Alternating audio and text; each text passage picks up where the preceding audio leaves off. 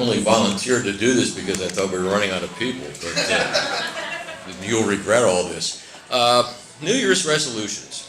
I mean, New Year's and resolutions are like, ham and eggs. Or in my case, like bicycles and fish, because I rarely ever held a resolution.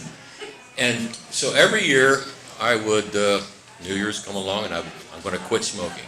Because I was a big smoker and I was a big 2-pack-a-day guy. And so in 1980, I thought, this is it, I'm going to do it again. So for the 37th year in a row, I'm going to quit smoking. And I made it till like January 20th. And lo and behold, it was the usual thing. I'd get up in the morning and my wife would say, "Good morning, how are you?" And I go, "What the hell's it to you?"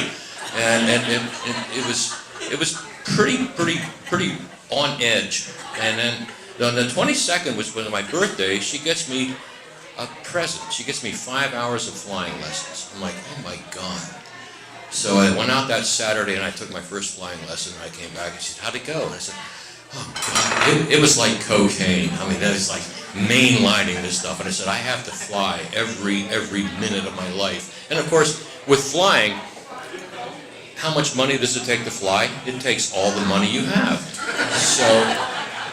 So I quit smoking because I was doing 2 packs a day. That's $2 a day back then. I was 14. I'm like, well, I'm going to be a millionaire and fly.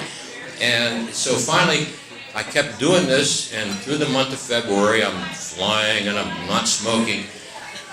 At the end of February, we had our delayed 15th high school anniversary, or whatever you call that. And so I went there, and of course there was beer and adult beverages and cigarettes, and I started drinking and smoking. And I was overserved.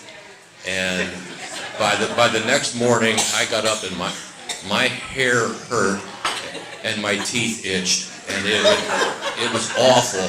And I'm like, oh God. So I had to go to Chicago that Monday on business, and I went out there and I got to this place and I went through the day of the business and I felt like death warmed over.